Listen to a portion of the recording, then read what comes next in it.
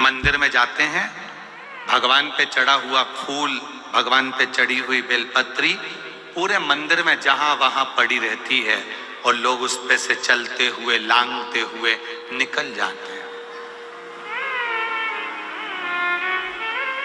पंच पुष्प शु महापुराण की 2 बातें अपनी जिंदगी में उतार कर रखना। यदि कोई बड़ा रोग अपने जीवन में नहीं चाहते हो, इस मुख को जिंदगी भर शुद्ध चाहते हो और इस मुख में कभी कोई बड़ी बीमारी नहीं चाहते हो, तो 2 बातें अपनी जिंदगी में उतार कर रखना। एक, भगवान के पड़े हुए निर्माल्य पर कभी लांगा ना जा। दूसरा, अपने मुख में पान खाकर, गुटखा खाकर या कोई वस्तु खाकर जो मंदिर के लिए रास्ता जा रहा हो, भगवान की कथा के लिए रास्ता जा रहा हो, भगवान के द्वार पर रास्ता जा रहा हो, वहां अपने मुख से थूका ना जाए। जितने लोग पार कर कर जाते हैं उतना दोष आपको लग जाता है और आपका जीवन नष्ट हो जाता है।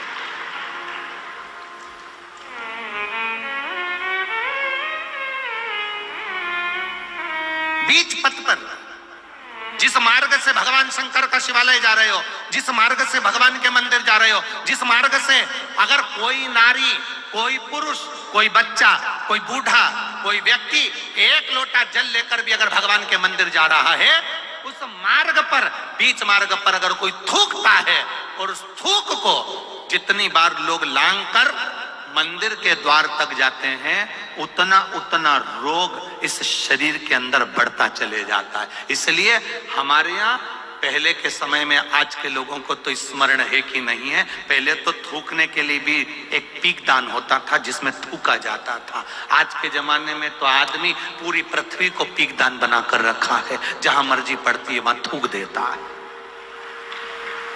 ये श्रेष्ठता नहीं है हमारे। ये वसुंधरा, ये पृथ्वी, ये वसुंधरा, ये भूमि माता, ये पृथ्वी माता, जिसकी गोद में हम पाल पोस कर बड़े हुए हैं, जिसका दिया हुआ अन्न हम पा रहे हैं, जिसके आनंदमय आशीर्वाद से हम अपनी जिंदगी जी रहे हैं, इस पृथ्वी को भी नमन करना चाहिए, नमन, प्रणाम करना चाहिए। हम हमेशा कहते आए हैं, आज फिर कहते हैं, जिसकी बंजर भूमि पड़ी हो, जिसमें अनाज भी नहीं होता हो, बहुत मेहनत कर ली है, उस भूमि में कुछ नहीं होता, लोगों ने कह दिया इस भूमि में कुछ नहीं होता, ये जमीन बेकार है, ये जमीन बेकार है, ये जमीन बेकार है। आपसे निवेदन करना चाहेंगे, किसी मंदिर का निर्माल्य जो शिव जी पर चढ़ा हो, इकट्ठा हो गया हो, उस मंदिर के निर्माल्य को एकाग्रित कर लो, डलिया में भर लो और पूरे पूरे भूमि पर उस निर्माल्य का खाद बनाकर उस पूरी जमीन पर आप उस निर्माल्य के खाद को थोड़ी थोड़ी दूर पर इतना इतना खड्डा खोद कर बाबा के उस निर्माल्य को डालना प्रारंभ करिए। क्यों? क्योंकि उससे भूमि की उपज देव अधिदेव महादेव की कृपा से अपने आप बढ़ना प्रारंभ हो जाएगी। उसको रखो, डालो, सभी जगह पर नहीं, कुछ स्थान चिन्हित कर लो कि हाँ ये बमोल का पेड़ है, इसके नीचे मैंने रख दिया, ये पीपल का पेड़ है, इसके नीचे मैंने रख दिया। उस निर्माल्य का एक बाबा से निवेदन कर कर, बाबा बस आपको लेकर जा रहा हूं, ये समझो कि आप मेरी भूमि को उपजाऊ आप बना सकते हो, मेरे जीवन को धन्य आप बना सकते हो। उससे 2 फायदे होंगे। क्या? एक, निर्माल्य जो इकट्ठा होता है, लोग उसको ले जाकर नदी में डाल देते हैं, नदी में डाल देने से नदी दूषित हो जाती है, नदी में प्रदूषण हो जाता है। तो वो निर्माल्य जब आप जमीन में ले जाकर गाड़ोगे, डालोगे, तो नदी भी शुद्ध होगी और भूमि में भी उसकी खाद बनकर उस भूमि पर भी उसका शुद्धता का भाव जागृत होगा। अब करो, आप कहो,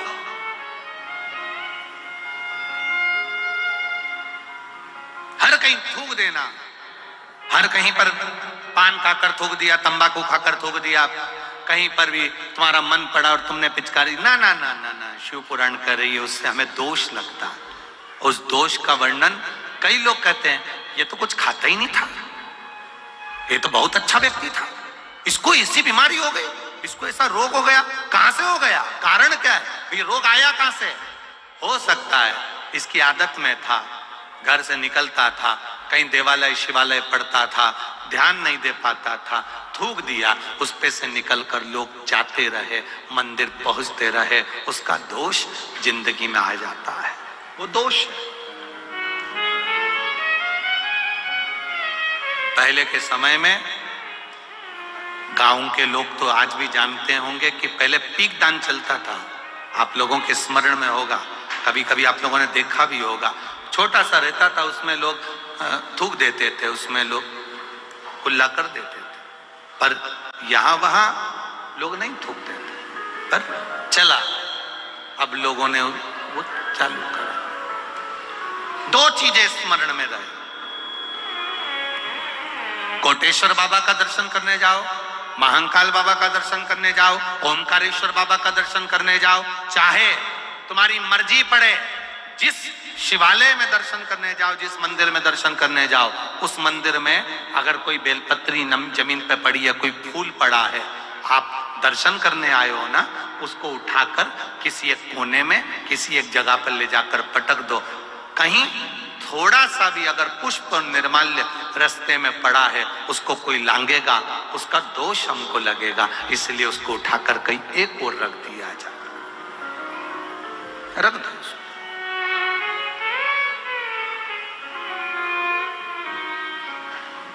हम तो यहां तक कहते हैं, किसी मंदिर में पुजारी जी बैठे हैं, पंडित जी बैठे हैं, कोई आया दर्शन करने के लिए, आप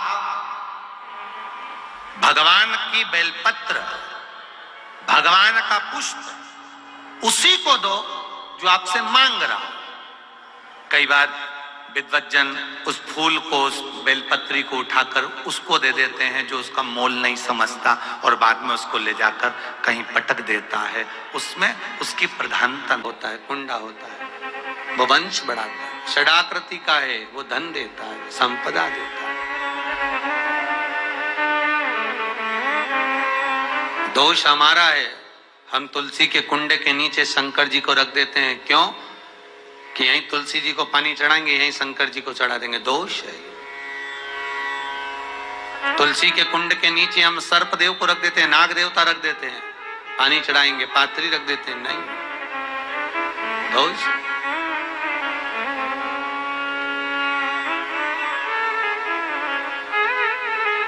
उसका दोष हम सबको, स्वयं अगर गलती करते हैं तो स्वयं को भोगना। कैसा कुंड हो, 7 तरह के कुंडों का व्याख्यान तुलसी के रूप में कहा गया है महाराज। पहला गोल, दूसरा चौकोर, तीसरा षडाकृति, चौथा त्रिवेणी, 3 कोने वाला कुंडा। शास्त्र कहता है जिसके मार्ग घर में टुकड़े हो रहे हो, घर विभाजन की ओर हो रहा हो, तो 3 कोण का कुंडा घर में रखकर पूजा करने पर परिवार एक हो जाता है।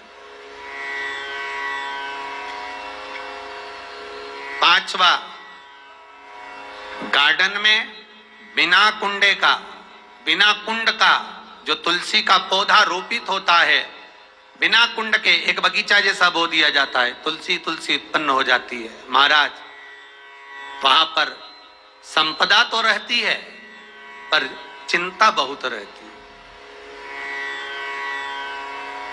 टेंशन बहुत रहता है। क्यों? घर के दरवाजे के बाहर इतनी सारी बगीचे में तुलसा कर दी, कोई निकल कर जा रहा था उसने थूक दिया, कोई निकल कर जा रहा था उसने पानी डाल दिया, कोई श्वान ने, कुत्ते ने, किसी ने, बिल्ली ने गंदगी कर दी, उसका दोष आपको लगेगा। इसलिए कुंड के अंदर तुलसा का, तो वो धन तो देगा, जो तुमने बगीचे में तुलसा लगाई है, गार्डन तुलसा का करा, वो धन तो देगा, संपदा भी देगा, पर चिंता को बढ़ा देगा। 5,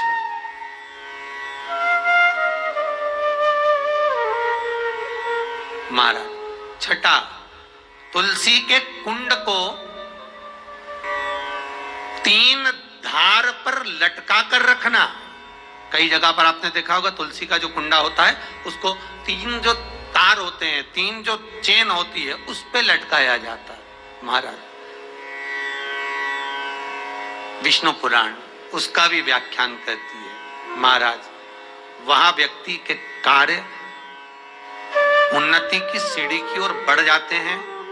जैसे भोजन की थाली लग गई, भोजन तैयार हो गया, बस खाने बैठे हो और थाली खसक गई, समझ लेना कि तुलसी को अधर पर लटका कर रखा है। इसलिए कार्य तो हो रहे हैं, बनने वाले हैं, 4 दिन बाद ये काम होने वाला है, 8 दिन बाद ये काम होने वाला है, लग रहा है कि इसमें इतना फल मिलेगा, लग रहा है इस व्यापार को करेंगे तो इतना फायदा हो जाएगा, सब कुछ करा, लाखों रुपए लगा भी दिए, थाली मालूम पड़े खसक गई, अधर लटका है।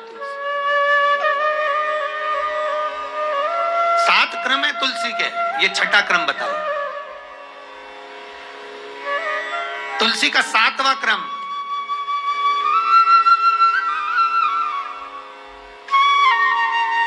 तुलसी का 7वां क्रम है। महाराज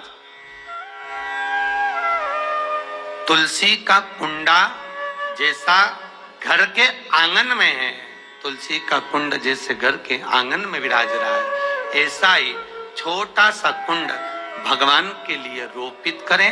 प्रतिदिन भगवान की सेवा करते समय तुलसी का कुंड सम्मुख रखकर उसकी आराधना करना, फिर उस कुंड को वापिस बाहर ले जाकर रखना, फिर दूसरे दिन पूजन के समय पर कुंड को लाकर रखना। हम तो यहां तक कहते हैं विष्णु पुराण गर्ग संहिता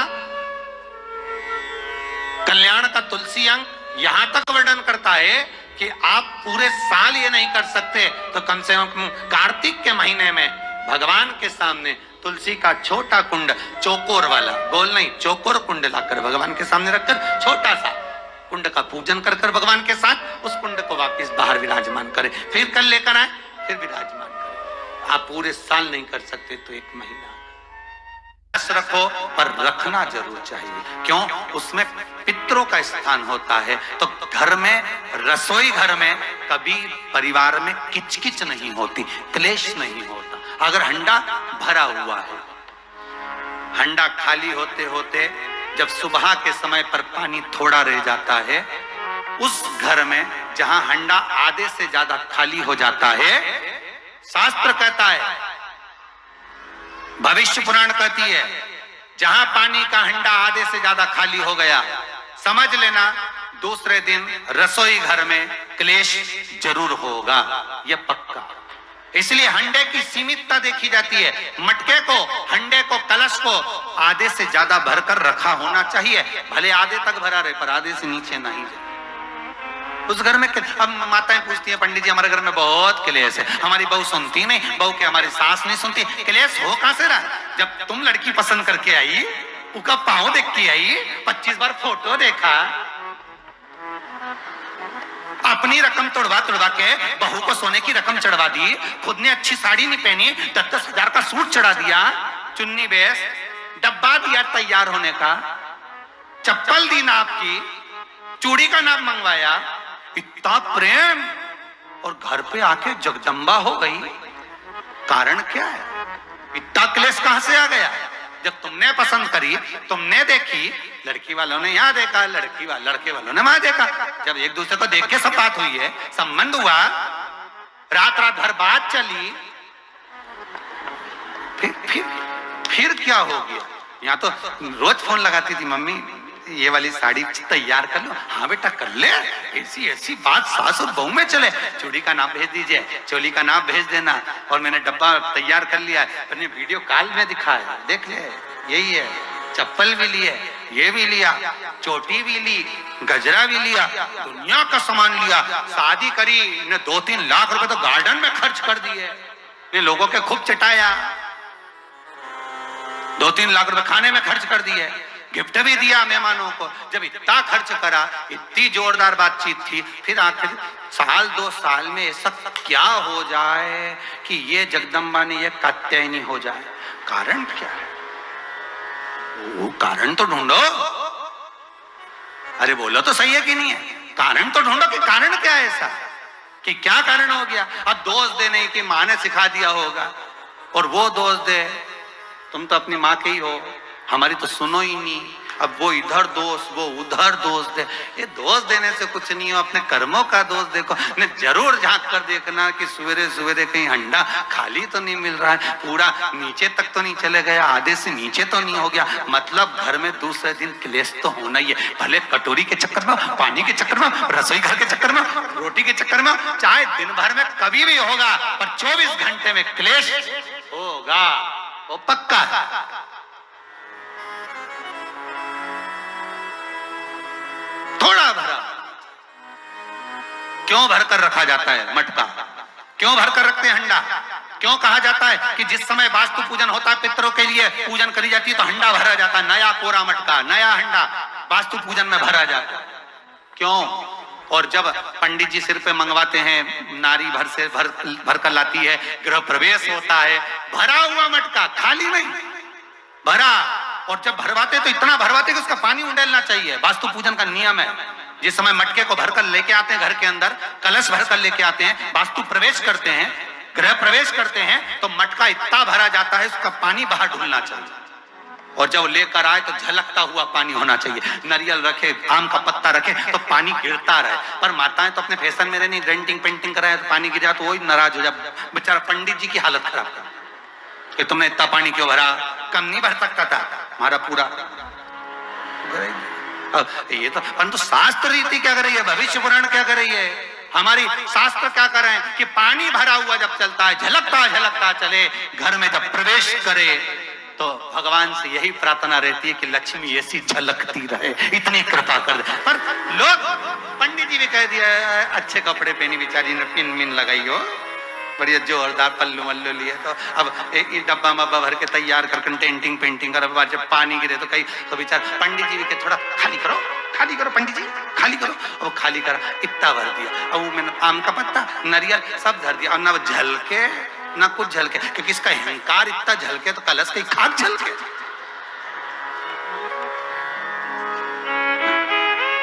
ये तो घर प्रवेश कर रही तो अपने आप को ऐसी समझ रही कि हमारा बराबर कोई नहीं बनाया, ऐसे, और ऊपर से के फोटो खींचना, अभी इसका अहंकार इतना झलके तो कलश के खाक झलके। और जो झलकना वो तो झलका ही नहीं, न झुमका झलका, और कहा मतलब का झलका सो झलके सो।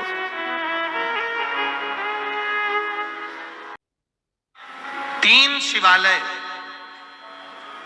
ऐसे हैं जहां पर पारिजात के पुष्प को समर्पित कर देने से, भगवान शंकर को अगर पारिजात का पुष्प समर्पित किया जाता है तो मनवांछित फल की प्राप्ति होती है।